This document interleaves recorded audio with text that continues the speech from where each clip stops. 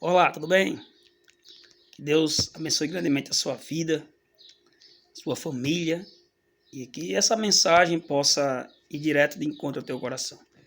Olha, queridos, existe um chamado para cada um de nós. Deus nos chama para segui-lo e sermos os seus discípulos. E quem sabe hoje é o dia que Deus vai tocar no seu coração e você vai aceitar esse chamado. E eu queria falar hoje aqui de um chamado muito especial que vai nos ajudar a compreender o chamado de Jesus. No capítulo 9 de Mateus, e verso 9, um pequeno verso, mas que vai nos falar muito do nosso coração. Diz assim, ó: partindo dali Jesus viu um homem chamado Mateus sentado na coletoria e disse-lhe: segue-me. E ele se levantou e seguiu. Olha que interessante, queridos. Se Jesus passava ali, perto de uma coletoria, e viu um homem chamado Mateus, chamou ele se levantou e o seguiu. Queridos, nós precisamos entender aqui algumas coisas antes de nós prosseguirmos. O seguinte: coletoria era um local onde recolhia-se impostos. Quem recolhia impostos?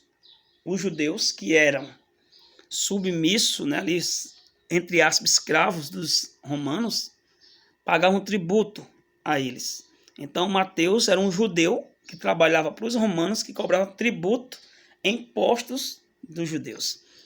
Ou seja, primeiro, os judeus odiavam os coletores de impostos, pois eles eram tidos como inimigos do seu próprio povo, pois eles eram judeus, mas trabalhavam para os romanos.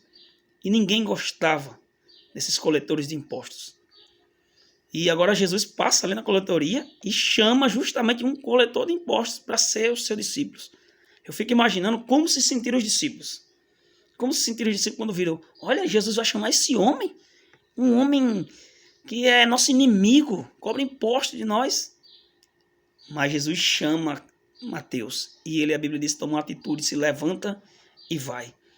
Sabe, querido, esse chamado ele nos lembra muito cada um de nós. Que nós somos pecadores, somos pessoas que realmente fazem coisas que desagradam ao Senhor. Mas isso aí não nos impede, o pecado não nos impede de Deus fazer um chamado para cada um de nós. Mesmo que as pessoas até digam que você é muito pecador, como é que você vai ser crente? Como é que você vai aceitar Jesus? Você faz muitas coisas erradas.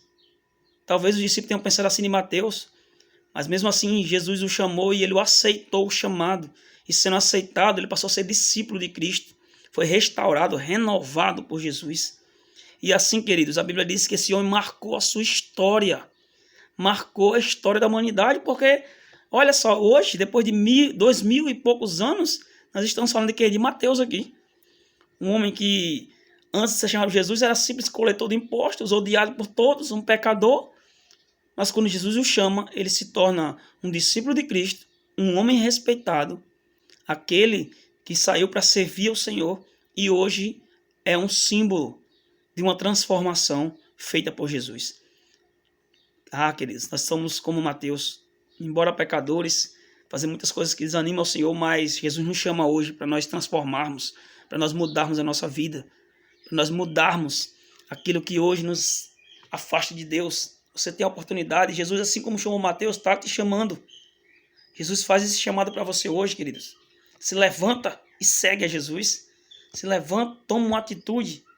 Restaura a tua vida, restaura a tua história. Marque a sua história.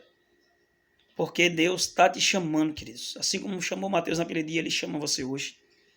E Ele chama você porque, queridos, nós temos um tempo. Nós temos ali um tempo determinado. Porque é duas certezas que temos nessa vida. Uma é a morte. E nós não sabemos quando vai acontecer. A outra é a volta de Jesus, que nós também não sabemos quando irá acontecer, pois a Bíblia diz que nem dia nem hora nós sabemos que Jesus irá voltar. Sendo assim, queridos, se nós não sabemos o dia que iremos morrer e nem sabemos o dia que Jesus vai voltar, o que nos resta, querido, é aceitar esse chamado hoje. Hoje. Olha, existe um verso aqui em 2 Coríntios capítulo 6 e verso 2, que diz assim, ó. Porque ele diz, eu te ouvi no tempo da oportunidade e te socorri no dia da salvação. Eis agora o tempo sobremodo oportuno, eis agora o dia da salvação. Olha, a Bíblia é muito clara em colocar o tempo da salvação no presente, queridos. Olha, percebeu que não é no passado, não é no futuro, no presente. Nós não sabemos o dia que iremos morrer, nem o dia que Jesus irá voltar, não sabemos. Então, qual é o tempo oportuno de eu pedir perdão e ser salvo? Hoje, agora, a Bíblia diz. Eis agora o tempo oportuno, eis agora o dia, hoje, da salvação. Aceite esse chamado, para que Deus transforme a sua vida e você se torne um discípulo de Cristo para fazer a sua vontade. Que Deus abençoe e que Jesus ilumine o seu coração a cada dia. Amém. Tchau.